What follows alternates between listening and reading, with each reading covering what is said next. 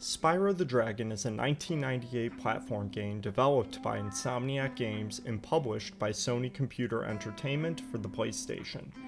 The first game in the Spyro series, it stars a title character, a young purple dragon named Spyro, and his dragonfly friend Sparx, who must journey across the Dragon Kingdom to defeat Nasty Norc, who has overtaken the 5 dragon homeworlds by trapping the other dragons in crystal and turning their hoard of gems into an army of minions. Spyro the Dragon is an open-ended 3D platformer featuring large, sprawling levels in which the player must locate collectible items, among which are gemstones, crystallized dragons, and stolen dragon eggs. Spyro's abilities as a dragon include Fire Breath, a head-on charging attack, and a mid-air glide which he can use to scale large distances, all of which must be used strategically to find items and defeat enemies. Spyro the Dragon started development following the release of Insomniac's debut game, Disruptor, which sold poorly but was generally praised by critics, impressing Universal Interactive enough to encourage them to make a second game. Artist Craig Stitt suggested a game about a dragon, and work began on a new game. Taking inspiration from the film Dragonheart, the game started out as a more mature title with a dark and realistic approach, but the direction was shifted to have a more whimsical and light-hearted tone to appeal to a wider market of consumers. The game was one of the first on the PlayStation to utilize shifting levels of detail among rendered objects, thanks to a panoramic engine developed by Alex Hastings, which allowed the game's open-ended nature to be fully realized. Stuart Copeland, the former drummer for The Police, composed the game's music, and the titular character was voice acted by Carlos Elizraki, alongside additional voices done by Clancy Brown, Michael Goh, and Jamie Alcroft. Spyro the Dragon was released by Sony Computer Entertainment as part of a general effort to reach out to a younger age demographic and compete with the more popular children's platform, the Nintendo 64. Although sales were initially sluggish, it found larger success following the advent of the 1998 holiday season and went on to sell nearly 5 million copies worldwide, making it one of the best-selling PlayStation games. Critics praised the game's graphics and gameplay, while some noted its low difficulty level. The game established Spyro as a well-known platforming mascot on the PlayStation alongside Crash Bandicoot, and 2 sequels, titled Spyro 2 Ripto's Rage and Spyro Year of the Dragon, were later released for the PlayStation in 1999 and 2000, respectively. Although Insomniac gave up the development rights to the Spyro series following the third game, the success of the PlayStation titles lent itself to a continued series of games across various platforms. The game, alongside its 2 successors, were later remade as part of Spyro Reignited Trilogy in 2018. Spyro the Dragon was produced by Michael John, with writing and art from Peter Quiner and Charles Ambillis, respectively. The game was released on September 9, 1998 in North America, and on October 23rd of the same year in Europe. Gameplay. Spyro the Dragon is a 3D platform game. The player controls a titular character as he ventures across the realms of the Dragon World to defeat the antagonistic Nasty Norc, as well as rescue his fellow dragons and recover all of their stolen treasure. The worlds consist of 6 dragon homeworlds, each of which acts as a dedicated hub, containing portals that serve as gateways to different levels. The player must progress from one homeworld to the next by talking to a balloonist, who transports Spyro to the next world on a hot air balloon after the player has found the required collectibles in the current given world. In addition to regular platforming stages, each homeworld contains a boss fight, and a hidden flight stage that involves flying throughout an environment and destroying a number of objects. The levels in Spyro the Dragon are open-ended, and they revolve around exploring and obtaining various collectible items to progress in the game. Each stage contains a number of crystallized dragons, whom Spyro must turn back to normal by locating and stepping on their statue bases. These dragons give the player advice on how to progress through the game, as well as their respective locations acting as save points after the dragon has been freed. Another important collectible in the game is the dragon's stolen treasure, which is dispersed throughout each level in the form of multicolored gemstones. These gems are located in numerous different places, including inside enemies, breakable boxes, and treasure chests, and most stages contain a set amount of treasure to be found. There are also stolen dragon eggs that must be reclaimed by chasing and defeating thieves. Finding every collectible in the game unlocks an additional world that otherwise cannot be accessed. Spyro has two main offensive moves, which are used to attack enemies as well as destroy certain objects. Charging, in which Spyro sprints forward and rams into things with his head, and breathing fire. These attacks must be used appropriately for certain enemies and situations. For instance, some enemies carry fireproof metal armor, meaning that they can only be defeated by charging, while larger enemies can only be hit using fire breath, as they will immediately crush Spyro otherwise. Spyro can also use his wings to glide in mid-air, letting him travel further distances in the air and access areas otherwise unreachable via a regular jump. Throughout the game, Spyro is accompanied by Sparks, a yellow dragonfly who protects Spyro from taking damage and serves as a player's system of health. Sparks' current health is represented by the color of his body. If Spyro is hurt by an obstacle, such as an enemy or by touching water, Sparks changes colors, with yellow, blue, and green representing different subsequent amounts of withheld damage. If the player is damaged too many times, Sparks disappears, leaving Spyro vulnerable to losing life if he is hurt again. Sparks can be rejuvenated by consuming butterflies, which are found by killing passive creatures such as sheep that roam throughout most levels. Sparks also helps Spyro collect items by retrieving any gems that Spyro passes by. Plot. In the world of dragons, the Dragon Kingdom consists of 5 homeworlds: the Artisans, the Peacekeepers, the Magic Crafters, the Beastmakers, and the Dreamweavers, which have lived in harmony for many years.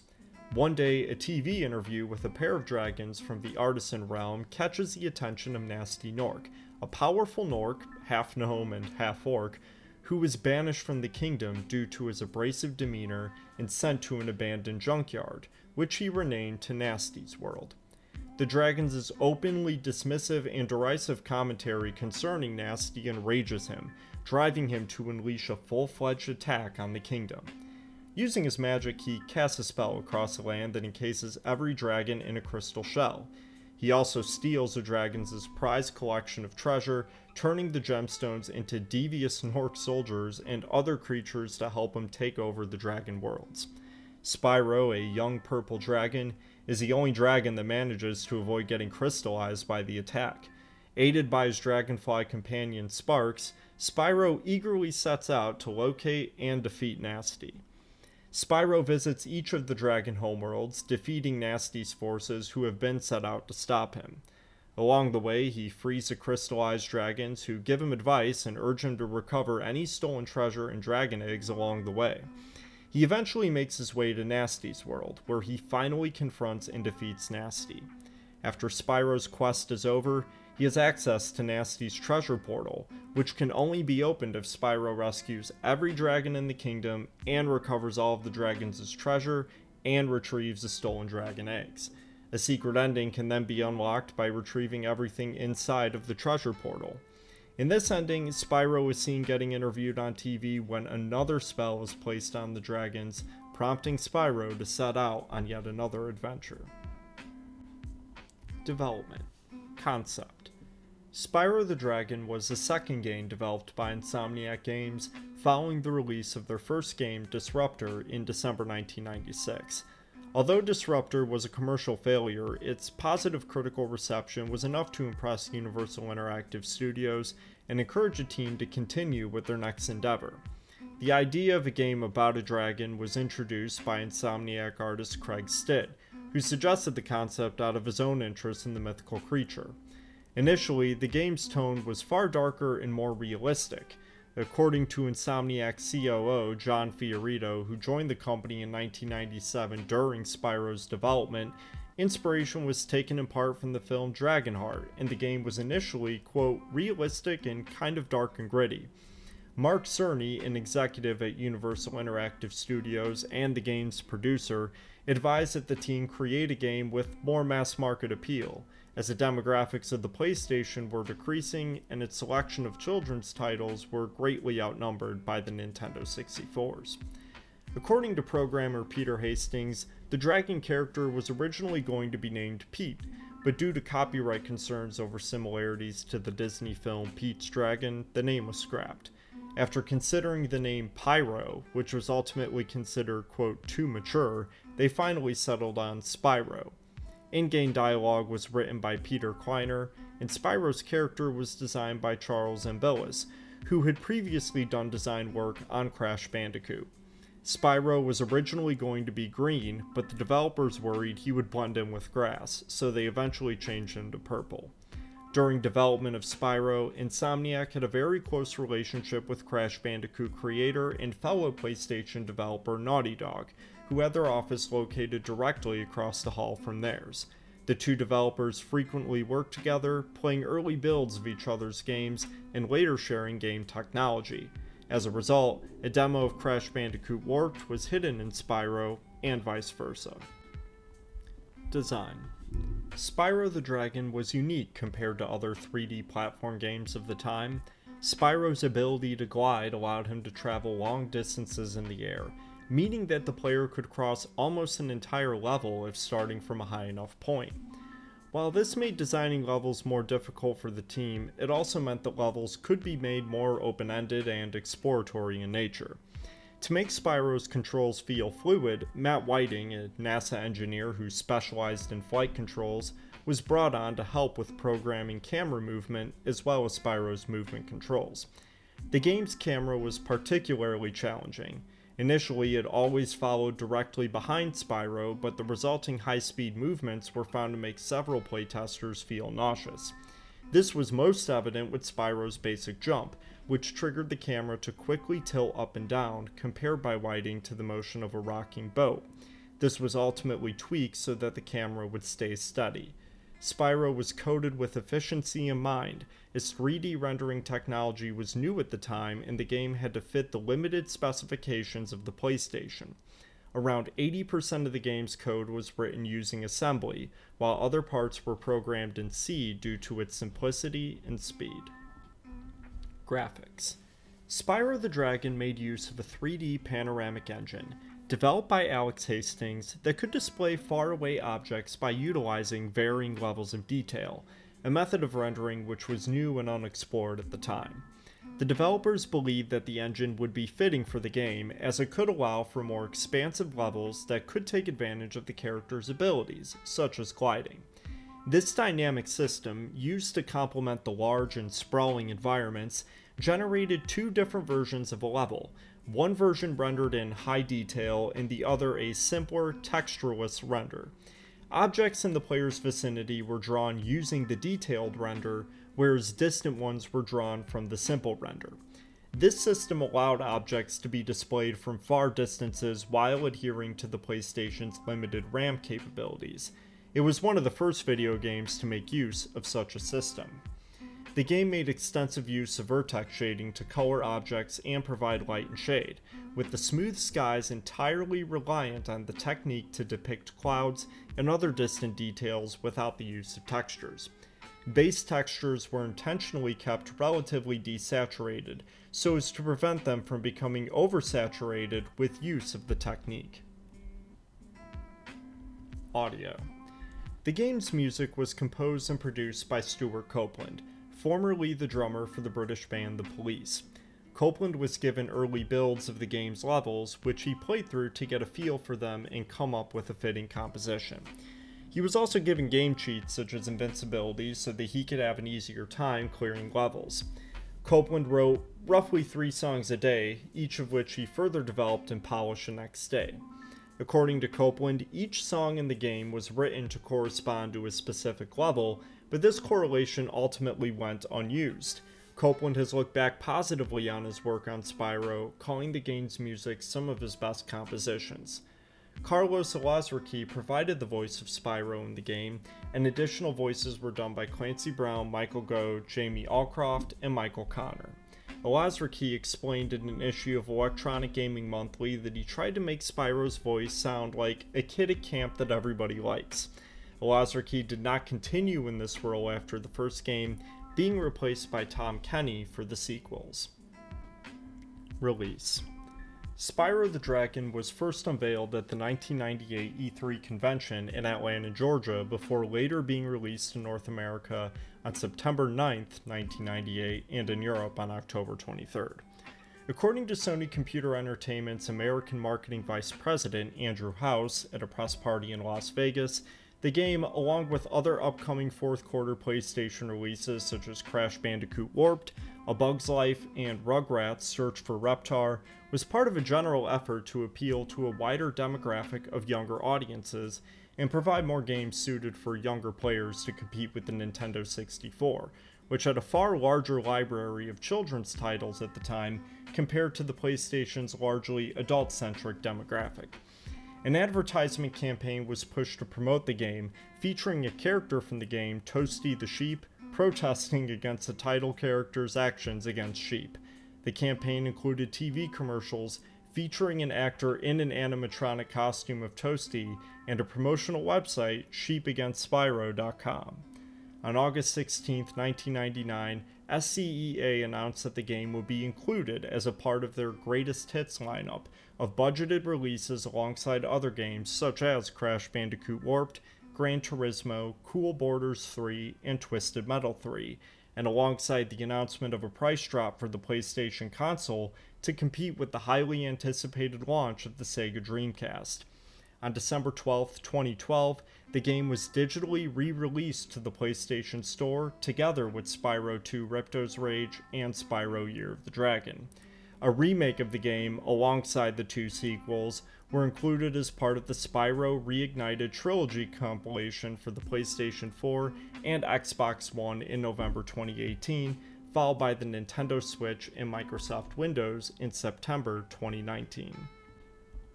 Sales. According to Spyro's developers, sales were initially slow at the game's launch, but quickly began picking up following the holiday season. By the week of November 29, 1998, it was the third best-selling game in the UK, behind Tomb Raider and FIFA 99. At the 1999 Milia Festival in Cannes, it took home a gold prize for revenues above €20 million in the European Union during the previous year. Spyro the Dragon received a gold award from Germany's Entertainment Software Association by the end of August 1999 for sales of at least 100,000 units across Germany, Austria, and Switzerland. By December 1999, the game had sold 1 million copies in North America, and by 2007, the title had gone on to sell a total of nearly 5 million units. Reception. Spyro the Dragon holds a score of 85% at GameRankings, based on an aggregate of 18 reviews. IGN's Craig Harris hailed it as the most fun 3D platformer he had played since Crash Bandicoot, writing, "Two claws up, way up." Computer and Video Games called the game easily the best 3D platform game on the PlayStation, despite noting its largely child-friendly nature. Sean Smith of Electronic Gaming Monthly wrote that Spyro is to the PlayStation what Banjo-Kazooie is to the Nintendo 64, and stated that it combines the two most important aspects in any good game, graphics and gameplay. Crispin Boyer, also of Electronic Gaming Monthly, proclaimed that Spyro raises the bar for 3D platformers and wrote that it had replaced Gex 3D Enter the Gecko as his favorite PlayStation mascot game. Joe Fielder of GameSpot called the game a proficient, fully 3D platform game for the PlayStation, comparing it favorably to one of the more recent platformers on the system, Blasto, and proclaiming that it excels over Blasto in every way imaginable. Despite this, he wrote that the game only gets very, very high marks instead of outrageously high marks, citing its lack of high difficulty as the main factor that made it inferior to games like Super Mario 64 and Banjo-Kazooie. Edge named it the best 3D platform game for the PlayStation, but criticized Spyro's limited abilities and said that the game was not as varied as Super Mario 64. Critics lauded the game's presentation, specifically praising its graphics, technical performance, and Copeland's soundtrack. GamePro reviewers Slow-Mo wrote that the game's graphics and animations gave Spyro the look and feel of an animated film, while calling the in-game environments breathtaking. Harris wrote that the game utilizes the PlayStation's hardware to the max, and praised the quality of the in-game animations. He particularly praised the Rescue Dragon's talking animations, which he said gave the characters incredible personality. Fielder praised the game's dynamic lighting system and character designs, and noted a near-complete lack of pop-up during gameplay. Sushi X of Electronic Gaming Monthly said that the graphics were among the finest on the PlayStation. All-game editor Scott Allen Marriott applauded the graphics, scenery, characters, and control as some of the best on the PlayStation, if not the best at the time of the game's release. Fielder spoke positively of Copeland's compositional work, calling it wonderfully atmospheric. Slow-Mo described the music as having a catchy, mellow jazz rock swing to it, while also praising the voice work for its wide array of unique voices. Many critics held praise for the game's level design and controls, though some noted its simplicity and low difficulty level, with the exception of the level treetops. Fielder called the level design exceptional, while Boyer praised the levels for encouraging exploration among players. Sushi X called the play controls perfectly tuned, whilst Fielder wrote that they worked well both with and without the DualShock's analog stick, although Smith expressed that controls were unsuited for maneuvering in high-risk areas. The camera system received varying reactions, with Boyer praising it as one of the best in any 3D platformer, and Fielder declaring that it fixed the common issues present in most other 3D platform games, while Harris criticized its lack of precision when following the player, stating that it tends to float around on a loose tether, and highlighted the camera system as one of the game's only flaws. Fielder wrote that an overabundance of extra lives caused the game to feel like it was aimed at a younger or broader audience, holding the final boss and the bonus level as the only exceptions. Despite praising Spyro, Sushi X noted the game's lack of diversity in obstacles and objects, leading to repetitive play. Boyer lamented that the common trope of collecting items, while still very fun in Spyro, was starting to become less interesting, while also criticizing the game's boss fights, calling them small, easy, and decidedly unboss-like. During the second annual Interactive Achievement Awards, Spyro the Dragon was named as a finalist by the Academy of Interactive Arts and Sciences for Outstanding Achievement in Art and Graphics, Console Action Game of the Year, and Console Game of the Year. The first two awards went to Banjo-Kazooie, while the latter was won by The Legend of Zelda: Ocarina of Time. Among the game's review scores were an 8.3 out of 10 from GameSpot, an 18.5 of 20 from GamePro, and a 9 of 10 from IGN. Other scores can be found in the link in the description. Legacy. The popularity of Spyro the Dragon helped to push the character of Spyro as a popular platforming mascot for the PlayStation alongside Crash Bandicoot.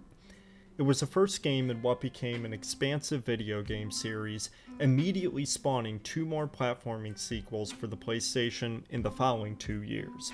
As of the year 2000, the series had sold more than 3.2 million copies in the US and over 4 million copies worldwide.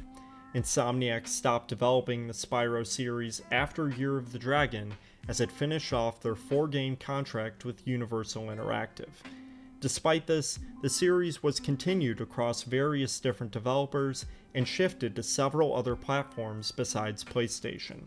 Spyro being their first considerable success, Insomniac went on to develop several other successful video game franchises, including the Ratchet & Clank series of platform games and the first-person shooter series Resistance. The game's rendering system, new and unheard of at the time, has gone on to be used in several other 3D video games.